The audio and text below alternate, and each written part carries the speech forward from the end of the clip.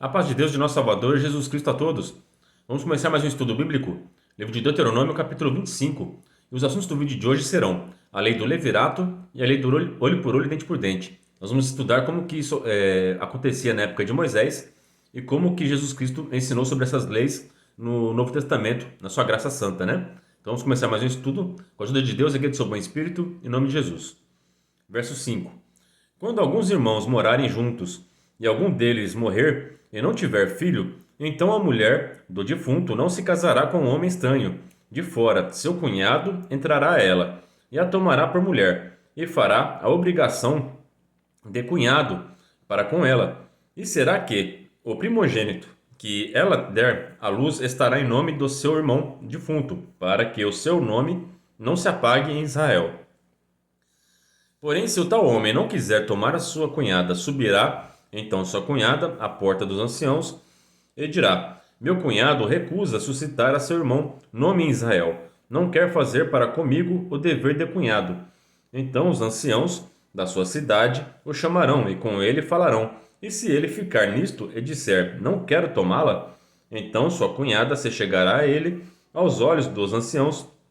Ele descalçará o sapato do pé. Ele cuspirá no rosto e protestará e dirá: Assim se fará o homem que não edificar a casa do seu irmão, e o seu nome se chamará em Israel, a casa do descalço. Então essa é a lei do levirato, né? Então, quando a família naquela época, ela tinha o patriarcado, né? Elas costumavam as famílias viverem juntas, né? Então, no caso o irmão falecesse, era dever dele casar com a sua cunhada para suscitar descendência, né? Então a gente vai entender aqui por que Deus criou essa lei, né? Qual o sentido dela? Então aqui a primeira causa, o primeiro motivo que Deus criou essa lei foi para preservar o nome do irmão falecido, né? Por que tinha essa necessidade de preservar o nome, né? Qual que é o sentido disso para nós, né? É para ficar gravado na genealogia, para a gente entender as profecias bíblicas, para a gente entender a descendência, para a gente entender a história, né? Mas tem um motivo importante também, que era para fortalecer as tribos, né? Eu vou ler aqui o resuminho que eu fiz aqui, ó. Para preservar o nome do irmão falecido, Israel era formada por 12 tribos. Esta lei garante a preservação e o fortalecimento das tribos, que quanto mais numerosas, mais fortes e representativas eram em Israel. O nome das famílias era muito importante, por isso tem tantas genealogias na Bíblia, para entendermos a origem dos povos e entendermos melhor as profecias, né? Porque muita profecia bíblica a gente só entende estudando genealogia. E para a gente entender a história também, para entender os tempos da palavra de Deus, a gente tem que recorrer à genealogia. Então, se não ficasse marcado o nome das pessoas, não tinha como a gente entender a origem de Cristo, a origem do rei Davi, né? Por isso que é importante preservar o nome do falecido, para dar continuidade à história. Amém? Então, um dos motivos é fortalecer as tribos e preservar o nome para as genealogias, né? O segundo motivo dessa lei era a garantia dos direitos da viúva, né? Porque as mulheres daquela época elas não tinham renda, né? Elas eram totalmente dependentes do marido. Então, nosso Deus está sempre preocupado com os desfavorecidos, com a viúva, com os órfãos, né? Com os estrangeiros, com os pobres. Então, nosso Deus está sempre criando leis para garantir a segurança e os direitos e a dignidade desses menos favorecidos, né? Então, ele estava assegurando a herança e provisão naquela época. As mulheres eram totalmente dependentes dos maridos, assim Deus garantia dignidade e provisão às viúvas. E o terceiro motivo dessa lei, né? Essa lei também garantia que a profecia que Jesus seria descendente da tribo de Judá, né?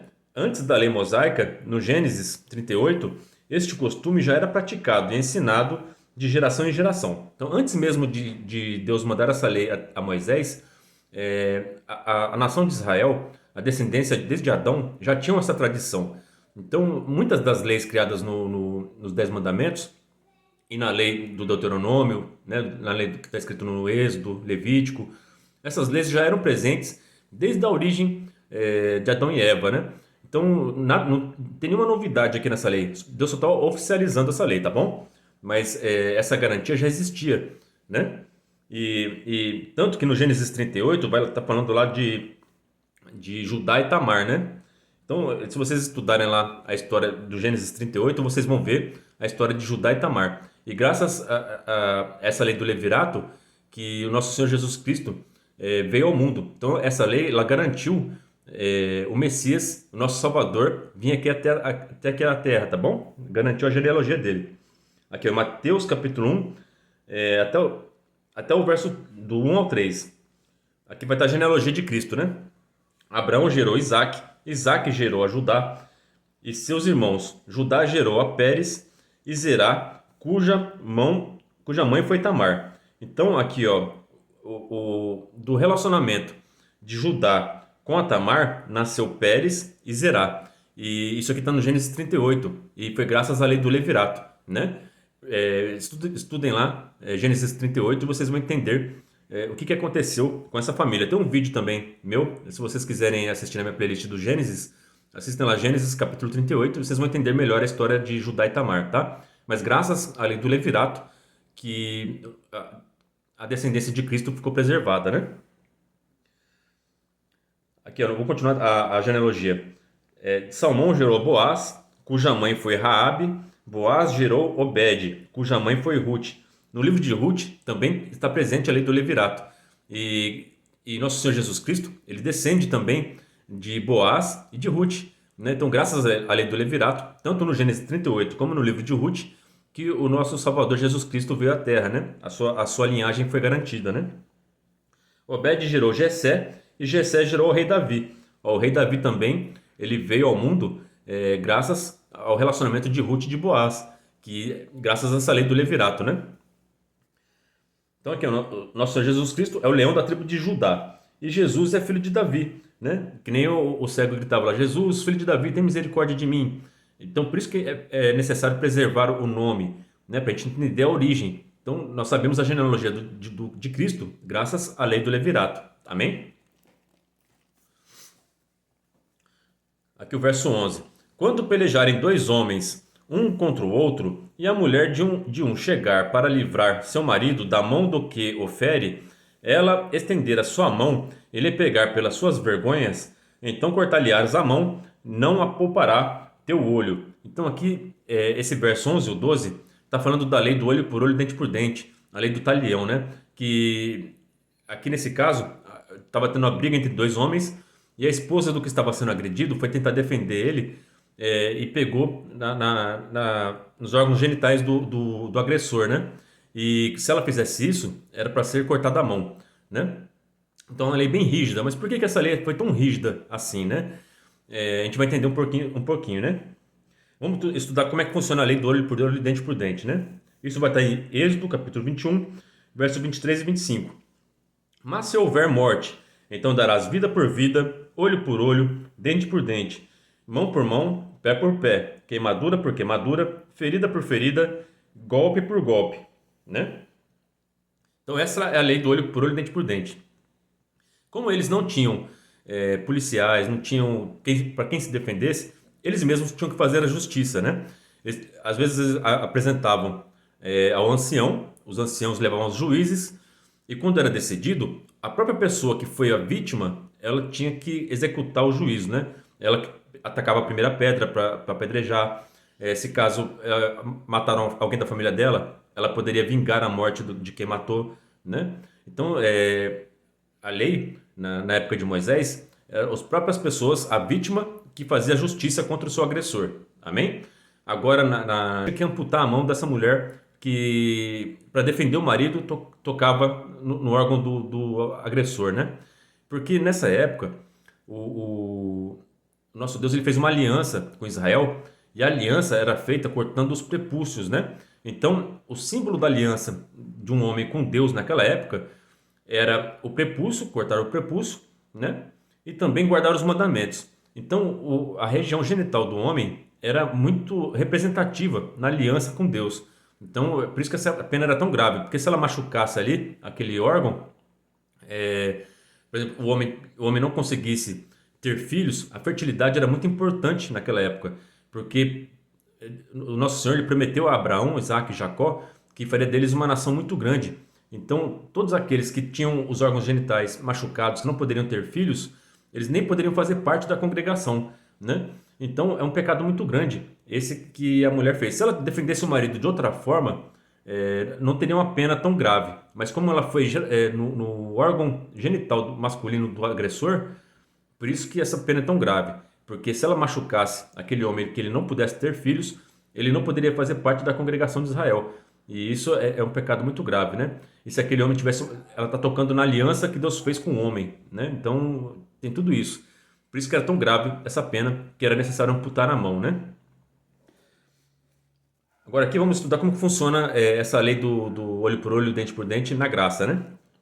Mateus capítulo 5, verso 17 até o 48. Leia na casa de vocês, tá? Essa aqui vai ser a lição de casa. Mateus capítulo 5, verso 17 a 48. A gente vai estudar do verso 27 até o 30, tá bom? Então, Mateus capítulo 5, 27 até o 30. Ouvistes que foi dito aos antigos: não cometerás adultério. Eu, porém, vos digo que qualquer que atentar numa mulher para a cobiçar, já em seu coração cometeu adultério com ela. Portanto, se o teu olho direito te escandalizar, arranca-o e atira-o para longe de ti, pois te é melhor que se perca um dos teus membros do que todo o teu corpo seja lançado no inferno. E se a tua mão direita te escandalizar, corta e atira para longe de ti, porque te é melhor que um dos teus membros se perca do que todo o teu corpo seja lançado no inferno. Então aqui nosso Deus está dando exemplo do olho por olho, dente por dente na graça. Agora essa lei ela é espiritual, né? Ela ainda está valendo, mas só que ela é espiritual. Na época de Moisés, se amputava a perna, se amputava o braço.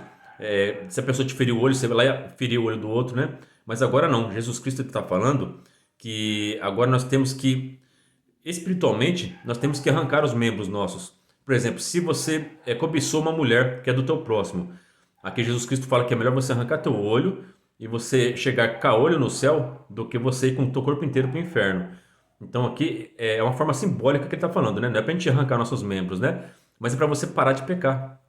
Então, se você olhou com cobiça, arranca esse mal de você, para de olhar com cobiça, né? Se você roubou, se você praticou iniquidade com suas mãos, você tem que parar de praticar essa iniquidade.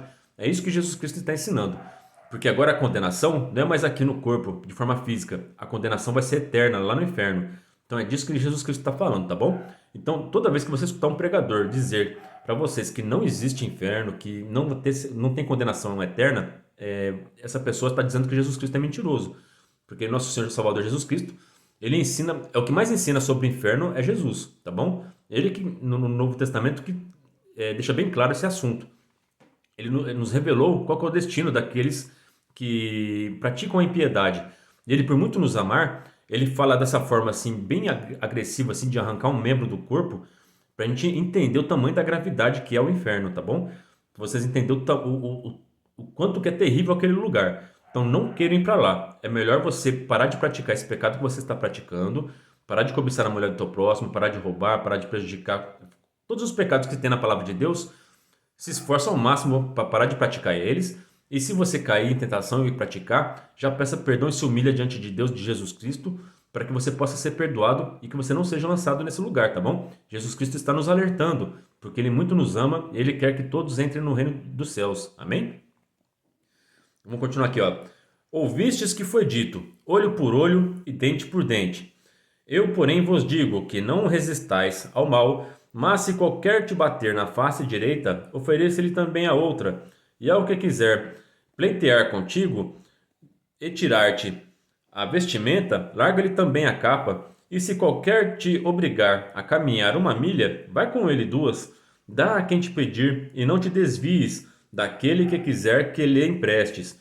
Ouvistes que foi dito: amarás o teu próximo e aborrecerás o teu inimigo. Eu, porém, vos digo: amai os vossos inimigos, bendizei os que vos maldizem, fazei bem aos que vos odeiam, e orai pelo que vos maltratam e vos perseguem, para que sejais filhos do Pai que estás nos céus, porque faz que o seu sol se levante sobre maus e bons, e a chuva desça sobre justos e injustos. Olha aqui como Jesus Cristo deixa bem claro para nós. Para a gente ser filho de Deus, a gente tem que amar os nossos inimigos, nós temos que orar pelo que nos persegue, né? Dar outra face. Então Jesus Cristo está nos ensinando como se nos tornarmos filhos de Deus. Amém? E ele dá um motivo. Por que a gente tem que ser dessa maneira? Porque o nosso pai é assim, né? As pessoas falam que o Deus do Antigo Testamento é mau. Não, nosso Deus aqui, ó, o Pai, ele está defendendo o Pai dele, ó. Jesus Cristo veio fazer a vontade do Pai dele. Então aqui, ó, para que sejais filhos de Deus, para que estais nos céus, porque faz que o seu sol se levante sobre maus e bons, e a chuva desça sobre justos e injustos. Nosso Deus não faz acepção de pessoas. Todo dia de manhã o sol amanhece, ilumina o dia dos bons e dos maus. Deus ele ama tanto aqueles que buscam a Deus na igreja, como aqueles que estão no pecado. Ele quer que todos se salvem. Na palavra de Deus tem várias passagens que falam que ele quer que todos se salvem. Amém? Então ele dá oportunidades. A cada dia que o sol amanhece, Deus dá uma oportunidade para você se arrepender e para você entrar no céu. Deus manda chuva na plantação daquele que obedece a ele e daquele que não obedece também. Deus ele dá providência para todos. Ele dá oportunidade. Então, enquanto você estiver vivo, você tem chance de entrar no céu. Basta você se arrepender dos seus pecados e aceitar Jesus Cristo como teu Salvador. Amém? Pois se amardes os que vos amam, que galardão havereis? Não fazem os publicanos também o mesmo? E se saudardes unicamente os vossos irmãos, que fazeis demais? Não fazem os publicanos também assim? Sede vós, pois, perfeitos, como é perfeito o vosso Pai que estás nos céus. Então nós devemos ser perfeitos, como o nosso Pai é perfeito, né? É óbvio que nós não conseguimos, né? Mas nós temos que buscar essa perfeição. E através de Cristo nós conseguimos, porque toda vez que nós erramos, que nós transgredimos, pelo sangue precioso de Cristo, quando nos arrependemos e nos humilhamos diante dele, nossos pecados são limpos e nós nos tornamos perfeitos diante de Deus. Amém? Aqui vamos continuar o estudo do Deuteronômio, né? Agora o verso 13. Na tua bolsa não terás diversos pesos, um grande e um pequeno. Na tua casa não terás duas sortes de efa, uma grande e um pequeno. Eu fui pesquisar o que é efa, né? Efa era uma medida de grãos ou líquido equivalente a 22 litros. Então geralmente um cesto, né? E esse cesto ele cabia exatamente 22 litros, tanto de grãos como se você, por exemplo, podia ser de leite, podia ser de qualquer outra coisa, mas ele tinha essa mesma medida, né? Então todo cidadão na sua casa ele tinha uma efa, ele tinha essa cestinha, né? E quando ele ia fazer a compra, quando ele ia ir pegar essa medida com o comerciante, ele enchia essa efa, né? E essa efa já tinha um valor estabelecido. Então aqui nosso Deus ele está falando aqui que para a pessoa não pegar uma efa de um tamanho maior, né? Para poder levar mais e pagar o preço só de uma efa normal, né? Então Deus está alertando aqui para as pessoas serem honestas nos seus negócios, tá? E os comerciantes também, eles não podiam ter peso grande e pequeno, né? Que nem você vai na feira, né? Tem aquelas balanças lá. Se ele tem aquele pezinho que equivale a 1 quilo. Aí ele vai lá e coloca o de 2 quilos para você pagar 2 quilos. Ele está roubando você. Então aqui nosso Deus está alertando para a gente ser honesto, tanto para quem é o comerciante, que está oferecendo um produto para o cliente, mas o cliente também tem que ser honesto com o comerciante, amém? Então, se você fez um cheque, tem que pagar, tá bom? Você comprou alguma coisa, tem que pagar. Tem que ser honesto com o comerciante, tá bom?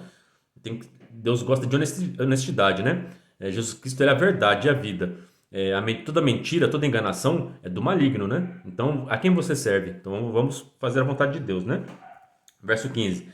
Peso inteiro e justo terás, efa inteiro e justo terás, para que se prolonguem os teus dias na terra, que te dará o Senhor teu Deus. Então que Deus faz uma promessa, ó, se você for honesto, vai te prolongar os dias na terra. Como a gente interpreta disso aqui, né? Além de Deus abençoar aquele que é honesto, né? Se você é desonesto, por exemplo, você tá você prejudica um empresário.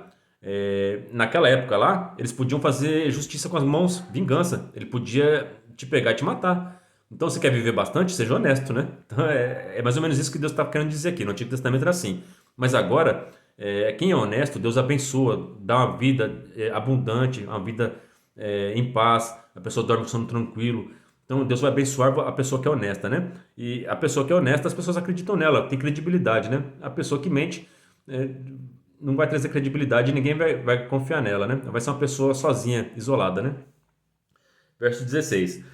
Porque abominação é ao Senhor teu Deus todo aquele que faz isto, todo aquele que faz injustiça. Então, todo aquele que faz injustiça é abominação diante de Deus. Então, vamos praticar a justiça, né? Isso vai ficar bem claro no Novo Testamento, em Mateus, capítulo 21, versos 12 e 13. E entrou Jesus no templo de Deus e expulsou todos os que vendiam e compravam no templo. E derribou-as dos cambistas as cadeiras dos que vendiam pombos. E disse-lhes: Está escrito: A minha casa será chamada casa de oração, mas vós a tendes convertidos em covil de ladrões. Então aqui Deus derrubou as mesas dos cambistas que estavam vendendo, né? Eles faziam um câmbio do dinheiro, vinham os estrangeiros para fazer oferta ao templo, né? Eles faziam a conversão do dinheiro, né? E também vendiam os pombos para sacrifício. E eles tinham essas medidas injustas aqui, né? Então eles roubavam os clientes. Só que aqui também fala, ó, que ó, olha só, Jesus expulsou todos que vendiam e os que compravam também. Então os que compravam também lá no templo, muitos também compravam indevidamente, enganavam os vendedores, né? Então aqui tanto os clientes como os vendedores que estavam no templo eram ladrões, era covil de ladrões, transformaram a casa de Deus em covil de ladrões. Jesus Cristo ficou revoltado. Acho que foi a única parte da palavra de Deus que eu vi que Jesus Cristo se exaltou assim ao ponto de derrubar as coisas, porque Deus abomina a injustiça, tá? E Jesus Cristo é o Filho de Deus, ele é o próprio Deus, né? Aqui esse feito na terra, né? Então isso revoltou ele. Então você que é cristão, você tem que se revoltar contra a injustiça, tá bom? Porque a luz de Cristo brilha em nós. Nós temos que batalhar contra a injustiça. Viu? Está acontecendo alguma injustiça? Você sabe a verdade, defende seus amigos que estão sendo injustiçados, amém? Porque isso agrada ao nosso Pai, tá bom? Que Deus não esquece de quem faz mal a você. Isso vai estar no verso 17, né? Deus vai falar sobre os amalequitas aqui. Lembra-te do que te fez Amaleque no caminho quando saíres do Egito. Como te saiu ao encontro ao caminho e te derrubou na retaguarda todos os fracos que iam após ti, estando tu cansado e afadigado, e não temeu a Deus. O Amaleque fez esse ataque covarde, né? Quando o povo de Deus estava atravessando o deserto, né? Será, pois, que quando o Senhor teu Deus te tiver dado repouso de todos os teus inimigos em redor, na terra que o Senhor teu Deus te dará por herança para possuí-la, então apagarás a memória de Amaleque de debaixo do céu. Não te esqueças. Então Deus deixa bem claro, não esquece disso. Eles te prejudicaram lá no deserto e eu vou colocar vocês lá em Canaã, vou deixar vocês prosperarem lá, crescer, e quando vocês estiverem bem fortes, vocês vão lá e vão fazer justiça contra Amaleque, porque ele foi covarde, não temeu a Deus e atacou os mais fracos, né? Então Deus, ele não suporta injustiça. E no tempo certo, ele pratica a justiça, né? E essa profecia aqui, ó, que Deus fez aqui em Deuteronômio 25, do verso 19, ela vai se cumprir em 1 Samuel, capítulo 15. Vai ser o fim dos amalequitas, né? O rei Saul e o profeta Samuel, eles exterminam todos os amalequitas, fazendo a vontade de Deus. Então, essa é a palavra para nós hoje. Se alguém te prejudicou, alguém foi covarde contra você, deixou você triste, deixou você desamparado, você foi pro fundo do poço por causa de alguém que te prejudicou, Deus não esquece isso, tá bom? Está registrado no céu. E quando você se restabelecer e quando você estiver lá em cima, Deus vai fazer justiça e você vai ver aqueles que te prejudicaram, não se arrependeram, você vai ver Deus fazendo justiça contra eles, tá? A gente está vendo aqui nosso país cheio de injustiça, né? Cheio de coisas erradas acontecendo e nós não vemos saída. Nós achamos, tem alguns até que perguntam, onde está Deus, né? Nosso Deus está sempre no mesmo lugar, no controle de tudo. Ele está só esperando as coisas se acalmarem, Ele está esperando você se restabelecer, você passar nos seus testes, e no tempo certo, Deus virá com a sua mão forte e poderosa e executará a justiça, porque nosso Deus ele é misericordioso, Ele fica dando oportunidades para os ímpios se arrependerem, mas quando eles atingirem a medida da injustiça deles, Deus vai trazer o juízo, tá bom? Então, ore a Deus, continue orando pelos seus inimigos, por quem te prejudicou, continue fazendo o bem, continue sendo uma boa pessoa e você vai ver, você vai cantar. Você, no tempo certo, Jesus Cristo vai voltar e vai trazer os seus galardões na tua mão. Amém? Essa é a palavra para nós hoje. Deus abençoe a vida de todos vocês. Ora a Deus por mim, pela minha família. Deus seja sempre hoje eternamente louvado. Em nome de Jesus Cristo, que vive e reina para sempre. Amém.